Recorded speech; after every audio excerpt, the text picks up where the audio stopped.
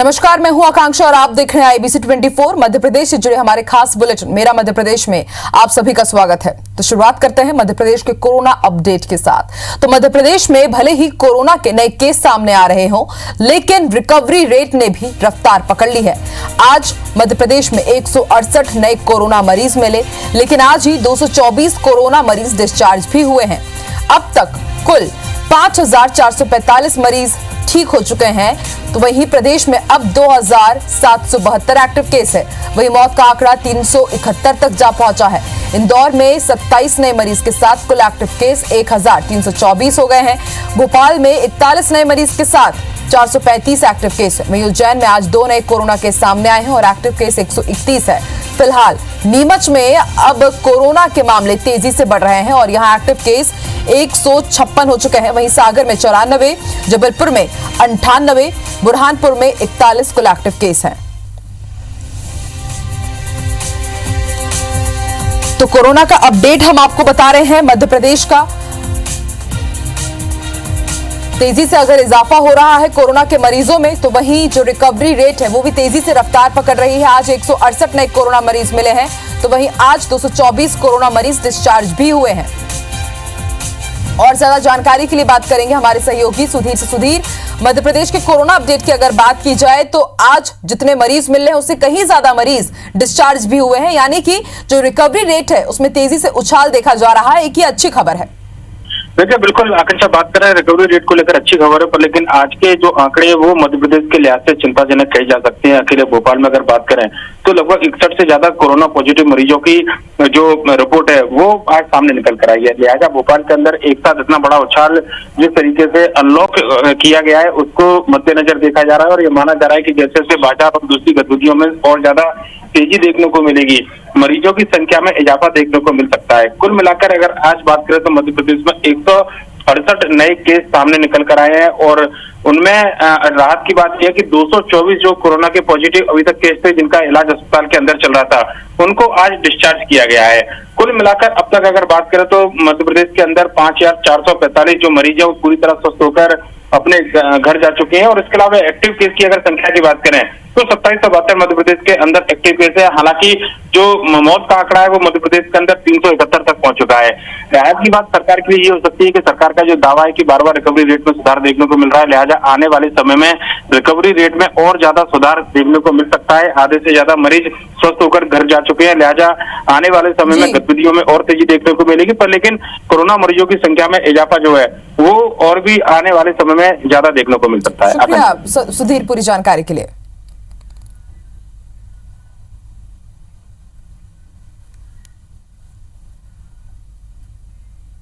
चलिए सीधे रुख करेंगे भोपाल का। गृह और स्वास्थ्य मंत्री नरोत्तम मिश्रा प्रेस कॉन्फ्रेंस कर रहे हैं। लेकिन माननीय मुख्यमंत्री शिवराज सिंह जी चौहान और सरकार के लगातार प्रयासों से ये सच है कि देश में केस बढ़े हैं। जैसा आप सबके माध्यम हमारे पास तो सूचना का आप है, डबल हो गए, आज की हेडलाइन भी थी। लेकिन मध्य प्रदेश के अंदर कल हमने 5,437 टेस्ट किए, उसमें 168 नए केस आए जो 3% होते हैं और डिस्चार्ज हुए हैं 224। 168 की अपोजिट 224 हमारे डिस्चार्ज हुए। वर्तमान में हमारे पास में 2,772 एक्टिव केस बचे। जो हमारे ठीक हो गए हैं पेशेंट वो 5,445 हैं। अगर आप देखेंगे तो रिकवरी रेट आज हमारी फिर बढ़ गई है, 62 से बढ़कर 63% हो गई। प्रतिदिन रिकवरी रेट बढ़ाने वाला मध्य प्रदेश हिंदुस्तान के उन 1-2 प्रदेशों में हो गया है जिनकी रिकवरी रेट सबसे अच्छी है। डबलिंग रेट अगर आप देखोगे तो इंडिया की डबलिंग रेट है 16 दिन और मध्य प्रदेश की है 31 दिन। ये दो आंकड़े मैं आपको इसलिए भी कह रहा था कि आप सब कोरोना का डर निकालने में बहुत कारगर हैं। आप सब के माध्यम से ही कोरोना का डर निकलेगा। Health care outcome ratio, health care out तो आप सुन रहे थे मंत्री नरोत्तम मिश्रा को, जो कोरोना को लेकर के अपडेट दे रहे थे कि मध्य प्रदेश में सरकार की तरफ से क्या कुछ रणनीति बनाई जा रही है। चलिए बढ़ते हैं आगे। तो मध्य प्रदेश में उपचुनाव की सरगर्मी बढ़ गई है। बीजेपी और कांग्रेस जहां उपचुनाव को लेकर रणनीति बनाने में जुटे हैं, वहीं दोनों ही दलों के नेताओं में अब जुबानी जंग भी काफी तेज हो गई है। एक दूसरे पर तंज के साथ ही जीत हार के लगातार दावे भी किए जा रहे हैं। ये रिपोर्ट देखिए।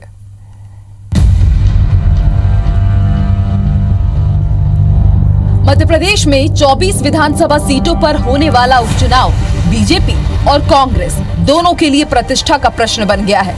कांग्रेस जहां उपचुनाव जीतकर फिर से सत्ता वापसी की ताक में है, तो वहीं बीजेपी की चुनाव जीतकर सत्ता का सिंहासन बरकरार रखना चाहती है और इसलिए दोनों ही दल उपचुनाव में जीत की रणनीति बनाने में जुट गए हैं। एक एक सीट को लेकर रणनीति बनाई जा रही है। खुद बीजेपी प्रदेश अध्यक्ष वीडी शर्मा ने सागर में सुर्खी सीट को लेकर कार्यकर्ताओं से चर्चा की। इधर भोपाल में पीसीसी चीफ कमलनाथ लगातार कांग्रेस कार्यकर्ताओं से मिल रहे हैं। बुधवार को उन्होंने ग्वालियर चंबल के कार्यकर्ताओं में उत्साह और जोश भरा। 15 सीटें हम ग्वालियर चंबल संभाग से जीतेंगे। धनबल के बल पे जो सरकार गिराने का काम किया, इसका जनता बदला लेगी, इसलिए निश्चित तौर पे इनको मुंह की खाना पड़ेगा। और शिवराज सिंह चौहान चुनाव के बाद मुख्यमंत्री नहीं रहेंगे, माननीय कमलनाथ जी ही मुख्यमंत्री बनेंगे। कई बार विधायक के टिकट दिए, मंत्री बनाया और उसके बावजूद भी गए हैं, तो मैं समझता हूँ ये कांग्रेस के साथ धोखा है। और कांग्रेस उपचुनाव में समावली विधानसभा क्षेत्र से अच्छे वोटों से चुनाव जीतेंगे। कमलनाथ जी की कलई और दिग्विजय सिंह के बारे में तो मुझे कुछ बहुत कहने की जरूरत नहीं है। उन्होंने अभी 2 दिन पहले सागर के अंदर कहा कि दबंगई के आधार पर चुनाव लड़ेंगे। तो मैंने कहा कि दिग्विजय सिंह जी, तुम्हारी दबंगई और हमारे कार्यकर्ता की शालीनता ताकत के साथ मैदान में उतरेंगे और हम बताएंगे कि 24 विधानसभा का चुनाव का परिणाम क्या आएगा। उपचुनाव को लेकर बीजेपी और कांग्रेस नेताओं में बयानबाजी भी तेज हो गई है। मंत्री तुलसी सिलावट ने कहा कि बीजेपी में व्यक्ति नहीं, संगठन चुनाव लड़ता है। उन्होंने सभी 24 सीटों पर जीत का दावा किया। पलटवार में पूर्व मंत्री पीसी शर्मा ने कहा कि बीजेपी के इसी संगठन को कांग्रेस ने साल 2018 के चुनाव में हराया था और उपचुनाव में भी ऐसा ही होगा। पूर्व मंत्री सज्जन सिंह ने भी तंज कसते हुए कहा कि बीजेपी अपनी फौज मारकर किराए की फौज से जंग जीतने का ख्वाब देख रही है। कांग्रेस व्यक्ति लड़ता है चुनाव, हमारे यहाँ संगठन लड़ता है, ये बहुत बड़ा अंतर है। और जहाँ संगठन लड़ता है वहाँ जीत होती है। हम 24 के 24 उपचुनाव जीतेंगे। तो उनके संगठन को ही तो हराया हमने 2018 में, और उनके संगठन को फिर हराएंगे इन 24 सीटों पर। अब तो संगठन बीजेपी का और कमजोर हो गया है, कोविड-19 के बाद और कमजोर हो गया है। अपनी फौज मार के किराए की फौज से जंग जीतने का ख्वाब देख रहे हैं। अब सिंधिया की फौज जो नकारा है, उसके दम पे आप इन 24 विधानसभाओं का चुनाव जीतने की कल्पना कर रहे हो। तो ये खुद इतने घबराए हुए हैं कि अनर्गल आरोप कांग्रेस पे लगा रहे हैं। इधर बीजेपी ने मालवा निमाड़ की 5 सीटों पर जीत की जिम्मेदारी कैलाश विजयवर्गीय को सौंपी है। तो कांग्रेस में प्रशांत किशोर से रणनीति बनवाने की खबर है, जिस पर मंत्री नरोत्तम मिश्रा ने कहा कि प्रशांत किशोर ने पहले यूपी में कांग्रेस की बात लगाई, अब मध्य प्रदेश की बारी है। पहले उत्तर प्रदेश में वाट लगा दी, अब मध्य प्रदेश की बारी है। मेरी मान्यता है कि काठ की हाड़ी एक ही बार चढ़ ली है तो वो चढ़ चुके। अब वो आए या कोई और आए, मध्य प्रदेश में आने वाले उपचुनाव में कांग्रेस का सूपड़ा साफ होना। अभी विधानसभा उपचुनाव की तारीखों का ऐलान नहीं हुआ है, लेकिन सियासी रस्साकशी शुरू हो गई है। आने वाले दिनों में ये माहौल और भी गर्माएगा। Bureau report, IBC 24। तो मध्य प्रदेश में उपचुनाव जीतने के लिए कांग्रेस का फोकस बीजेपी से ज्यादा सिंधिया पर रहेगा। मतलब कांग्रेस सिंधिया और उनके समर्थक पूर्व विधायकों पर अटैकिंग मोड पर रहेगी। कांग्रेस साल 2018 के चुनाव में बीजेपी का नारा माफ करो महाराज का इस्तेमाल भी कर सकती है। कांग्रेस की तैयारी है कि सिंधिया और उनके समर्थक पूर्व विधायकों को पाला बदलने के मुद्दे पर शिकस्त दी जाए। माना जा रहा है कि 22 बागी पूर्व विधायकों को बीजेपी से टिकट मिलेगी। ऐसे में कांग्रेस ने इसे भी भुनाना शुरू कर दिया है। कांग्रेस का कहना है कि बीजेपी ने 20 सीटों पर खुद की फौज खुद ही मार गिराई और दूसरे पार्टी से आए नेताओं को अब टिकट देने जा रही है। वहीं कांग्रेस की इस रणनीति को शिकस्त देने के लिए बीजेपी अपनी रणनीति तैयार कर रही है। तो सिंधिया समर्थक पूर्व विधायकों को बीजेपी संगठन के सहारे जीत की उम्मीद है। उनका कहना है कि बीजेपी की तरफ से कोई चुनाव और नहीं बल्कि संगठन लड़ेगा और संगठन होने के कारण सभी सीटों पर जीत बीजेपी की ही होगी।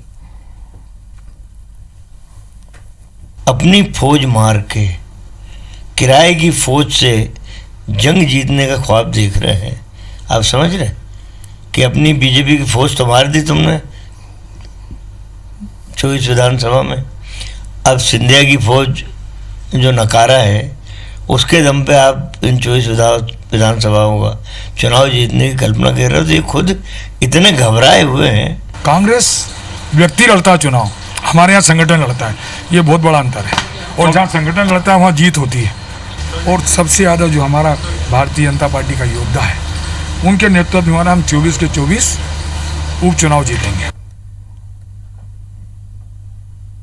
मध्य प्रदेश के पूर्व मुख्यमंत्री कमलनाथ का एक वीडियो सोशल मीडिया पर वायरल हो रहा है, जिसमें वो कह रहे हैं कि अब उनकी सरकार नहीं है और वो प्रदेश को ज्यादा समय देंगे। और ज्यादा समय प्रख्यात कवि विकास बंसल की कविता मैं पत्थर पर लिखी इबारत हूँ सुनाई गई है, जिसे अमिताभ बच्चन ने आवाज दी है। वीडियो में कमलनाथ के गुस्से से लेकर हंसते हुए कई भाव वाले फोटोज लगाए गए। वीडियो के अंत में कमलनाथ कह रहे हैं कि मध्य प्रदेश को लेकर उनका एक सपना था, उसे साकार करें। तानों के भी शोर में रहकर और अब क्योंकि मेरी सरकार नहीं रहा है और मैं कहूं कि मैं कम समय दूंगा, अब तो मैं और ज्यादा समय दूंगा। मैं पत्थर पर लिखी इबारत हूं, शीशे से कब तक तोड़ोगे? मिटने वाला मैं नाम नहीं, तुम मुझको कब तक रोकोगे? इस जग में जितने जुल्म नहीं उतने सहने की ताकत है। तानों के भी शोर में रहकर सच कहने की आदत है। मैं सागर से भी गहरा हूं, मैं सागर से भी गहरा हूं। तुम कितने कंकड़ फेंकोगे? चुन चुन कर आगे बढ़ूंगा मैं। तुम मुझको कब तक रोकोगे? तुम मुझको कब तक रोकोगे? मेरा स्वप्न था, वो स्वप्न साकार करना चाहता हूं। किसी न किसी तरह हम ये स्वप्न साकार करें, एक नया मध्य प्रदेश बनाएं। मध्य प्रदेश में राज्यसभा चुनाव को लेकर बीजेपी ने दावा किया है कि बीजेपी 3 में से 2 सीट आसानी से जीत जाएगी। प्रदेश बीजेपी अध्यक्ष वीडी शर्मा ने खुलासा करते हुए कहा कि बीजेपी की मध्य प्रदेश में राज्यसभा की 2 सीटें जीतने की प्लानिंग बहुत पहले ही तैयार कर ली गई थी। उन्होंने दावा किया कि बीएसपी, एसपी और निर्दलीय विधायक भी राज्यसभा चुनाव में बीजेपी का साथ देंगे। हॉर्स ट्रेडिंग की आशंका पर उन्होंने कहा कि कांग्रेस को अभी अपना घर संभालना चाहिए। बीजेपी के विधायक एकजुट हैं। इधर पूर्व मंत्री पीसी शर्मा ने पलटवार किया है और कहा कि बीजेपी की पूर्व से यही तैयारी रही होगी कि चुनाव में खरीद फरोख्त करें। उन्होंने कहा कि कांग्रेस भी अपनी रणनीति तैयार कर रही है। भारतीय जनता पार्टी की राज्यसभा चुनाव को लेकर के बहुत पहले से अपनी तैयारी है और उस तैयारियों में दोनों सीटों पर भारतीय जनता पार्टी राज्यसभा का चुनाव जीतेगी। ये हमने बहुत पहले भी कहा था और आज भी बहुत मैं विश्वास के साथ ये कह रहा हूँ कि हम दोनों सीटों पर। तैयारी में यही होगा कि कांग्रेस के 22 तोड़फोड़ करेंगे, लेन देन लंबा करेंगे, खरीद फरोख्त करेंगे और ये करेंगे। लेकिन 19 तारीख में भी बहुत टाइम है और मैं समझता हूँ कि जिस तरह का विस्फोट भारतीय जनता पार्टी में 70-80 विधायक घूम रहे हैं मंत्री बनने के लिए, तो ये सब चीज़ें सामने आएंगी और मैं समझता हूँ कि कांग्रेस दोनों सीट जीतेगी। कांग्रेस से राज्यसभा सांसद विवेक तनखा ने एक ट्वीट करते हुए नया विवाद छेड़ दिया है। उन्होंने लिखा है कि प्रदेश की 3 राज्यसभा सीटों पर 19 जून को चुनाव भले ही संपन्न हो जाए, लेकिन इसके बाद चुनाव प्रक्रिया को अदालत में चुनौती दी जा सकती है। तनखा ने कहा कि बीजेपी प्रत्याशियों के नामांकन फॉर्म स्वीकार करने में बड़ी कानूनी गलतियां की गई थी, जिसके चलते चुनाव प्रक्रिया को कोर्ट में चुनौती दी जा सकती है। तनखा ने अपने ट्वीट में लिखा है कि भारत निर्वाचन आयोग से मांग है कि वो मध्य प्रदेश में राज्यसभा चुनाव के बीजेपी प्रत्याशियों के नामांकन फॉर्म स्वीकार करने के रिटर्निंग ऑफिसर के फैसले पर फिर से विचार करें। तनखा ने कहा कि जोड़ तोड़ की भी एक सीमा होती है और अब निर्वाचन आयोग ही दखल देकर राज्यसभा चुनाव को कोर्ट में चैलेंज होने से बचा सकता है। बता दें कि मध्य प्रदेश की 3 राज्यसभा सीटों पर बीजेपी ने सिंधिया और डॉक्टर सुमेर सिंह सोलंकी को प्रत्याशी बनाया है, तो वहीं कांग्रेस की तरफ से दिग्विजय सिंह और फूल सिंह बरैया मैदान में हैं। बता दें कि कांग्रेस ने सिंधिया पर अपने कानूनी प्रकरण छुपाने और डॉक्टर सुमेर सिंह सोलंकी का इस्तीफा उनके नामांकन के बाद स्वीकार होने का आरोप लगाया था और रिटर्निंग ऑफिसर से नामांकन रद्द करने की मांग की थी, लेकिन तब रिटर्निंग ऑफिसर ने कांग्रेस की आपत्ति खारिज कर दी थी। बीजेपी महासचिव कैलाश विजयवर्गीय ने पश्चिम बंगाल की मुख्यमंत्री ममता बनर्जी पर निशाना साधा है। उन्होंने आरोप लगाया है कि ममता बनर्जी ने अपने प्रवासी मजदूरों के लिए कोई जिम्मेदारी नहीं निभाई। वो 10,000 रुपए प्रति मजदूर केंद्र से मांग रही है, जो वो खुद की सरकार से भी दे सकती है। बता दें कि कैलाश विजयवर्गीय मोदी सरकार के दूसरे कार्यकाल का 1 साल पूरा होने पर इंदौर में पत्रकारों से चर्चा कर रहे थे। इस दौरान उन्होंने मोदी सरकार के कार्यकाल को ऐतिहासिक बताया। उन्होंने कहा कि बीजेपी ने धारा 370 हटाने के लिए अथक प्रयास किए और मोदी सरकार के कारण ये धारा हटाई जा सकी है। कैलाश विजयवर्गीय ने सीएम शिवराज सिंह चौहान से हुई मुलाकात के हवाले से बताया कि मध्य प्रदेश के अधिकारियों की एक टीम से चाइना से नाराज उद्योगपतियों को प्रदेश में लाने के लिए काम किया जा रहा है। इंदौर से भोपाल के बीच कई जमीन है जो सिर्फ इसी कार्य के लिए अलग रखी गई हैं। ममता जी ने बारिश में छाता लेकर खड़े थे, फूट कर दिया उनको। गृह मंत्रालय में उनके पास है, स्वास्थ्य मंत्रालय में उनके पास। जब पुलिस रिपोर्ट कर दे तो आप समझ सकते हैं कि उस प्रदेश के अंदर कितनी बड़ी अराजकता है। तो बंगाल की हालत बहुत खराब है। रोज वहाँ के गवर्नर भी पत्र लिखकर मुख्यमंत्री जी को अवगत कराते हैं। निसर्ग तूफान के चलते मध्य प्रदेश में भी भारी बारिश के आसार बने हुए हैं। मौसम केंद्र ने भोपाल प्रदेश के 18 जिलों में अगले 24 घंटे में भारी बारिश की चेतावनी जारी की है। निसर्ग तूफान के महाराष्ट्र में टकराने से इंदौर पर भी असर पड़ा। इंदौर में घने बादल छाए हुए हैं, जिससे बारिश की संभावना गहरा गई है। वहीं इंदौर कलेक्टर ने आनन फानन में अधिकारियों की बैठक बुलाई, निसर्ग तूफान से सावधानी और बचाव के निर्देश दिए। बैठक में कलेक्टर मनीष सिंह और सांसद शंकर लालवानी ने अधिकारियों को तूफान के मद्देनजर सजग और सावधान रहने की हिदायत दी। निसर्ग तूफान का असर उज्जैन में भी होना संभावित है, लिहाजा कलेक्टर ने आपातकालीन टीम को निर्देश जारी कर दिए हैं। साथ ही लोगों से घरों में ही रहने की अपील की है। अब खबरें देखेंगे मध्य प्रदेश की सरपट अंदाज में। मध्य प्रदेश की पूर्व मुख्यमंत्री उमा भारती उत्तर प्रदेश से भोपाल लौटते समय कुछ देर के लिए मुरैना में भी रुकी। इस दौरान उन्होंने कहा कि ज्योतिरादित्य सिंधिया को कांग्रेस में होना ही नहीं चाहिए था, क्योंकि जब उनकी दादी जनसंघ के समय से बीजेपी के साथ थी तो उन्हें भी पहले ही बीजेपी में होना चाहिए था। मध्य प्रदेश में शराब ठेकेदारों की तरफ से दायर याचिका पर जबलपुर हाईकोर्ट में आज सुनवाई हुई। दोनों पक्षों की तरफ से जुरा पेश की जानी थी, लेकिन 4 घंटे तक शराब ठेकेदारों की तरफ से तर्क पेश किए जाते रहे, जिससे सरकारी वकीलों को जुरा करने का वक्त नहीं मिल सका। हाईकोर्ट ने कल भी मामले की सुनवाई जारी रखने के आदेश दिए हैं। जबलपुर नगर निगम में शुरू हुआ घोटाला बस दस्तूर जारी है। शासन की सख्ती के बाद भी अब भी शहर में 16 डस्टबिन लगे हुए हैं। दरअसल 16 डस्टबिन लगाने के नाम पर टिन के डस्टबिन लगा दिए गए हैं। इस मामले में लाखों रुपए का वारा न्यारा किया गया है। जबलपुर में एक चाइनीज रेस्टोरेंट में नाले के पानी से खाद्य सामग्री बनाने का मामला सामने आया है, जहां नाले के पानी से खाने का सामान बनाया जा रहा था। वीडियो वायरल होने पर जिला प्रशासन ने जांच करवाया। मामला सही पाए जाने के बाद रेस्टोरेंट को सील कर दिया गया। रेल मंत्री पीयूष गोयल ने भोपाल में पदस्थ आरपीएफ जवान इंदर यादव की जमकर तारीफ की है और उनका वीडियो ट्विटर पर शेयर भी किया है। इंदर यादव ने भूख से रो रही एक बच्ची के लिए दूध की व्यवस्था की थी। ट्रेन चलने पर भी दौड़कर बच्ची तक दूध पहुंचाना था। छतरपुर के नौगांव में 5 दिन पहले मासूम के साथ हुई रेप और हत्या की वारदात का पुलिस ने खुलासा कर दिया। हत्यारा कोई और नहीं बल्कि पड़ोसी ही निकला। इसने शराब के नशे में 4 साल के मासूम से दरिंदगी कर उसे मौत के घाट उतारा था। पुलिस के मुताबिक भाई से नाजायज संबंधों को लेकर पत्नी से उसका झगड़ा हुआ था। लॉकडाउन में अपने घर झाबुआ आए मजदूर काम ना मिलने से फिर वापस वहीं जाने को मजबूर है, जहां से रोजगार छोड़कर आए थे। मजदूरों का कहना है कि पिछले 2 महीने से कोई काम नहीं मिला है। ऐसे में उन्हें आर्थिक संकट का सामना करना पड़ रहा है। इंदौर में प्रशासन ने 19 जोन में फीवर क्लिनिक का संचालन शुरू किया। यहां डॉक्टर सर्दी खांसी बुखार के मरीजों का परीक्षण कर रहे हैं। इनमें से कोरोना वायरस का संदिग्ध मिलने पर उनकी जांच की जाएगी, साथ ही उपचार किया जाएगा। क्लिनिक में लोगों के आने का सिलसिला जारी है। बालाघाट जिले में घांघरिया गांव और पाथरी ग्राम पंचायत के आमा टोला और मड़ी टोला में भीषण जल संकट है, जहां लोग बूंद बूंद पानी के लिए मोहताज है। हालत इतने बदतर है कि ग्रामीण नदी नाले में गड्ढे खोदकर प्यास बुझाने को मजबूर हैं। और इसी के साथ इस बुलेटिन में इतना ही। आप देखते रहिए IBC 24। नमस्कार।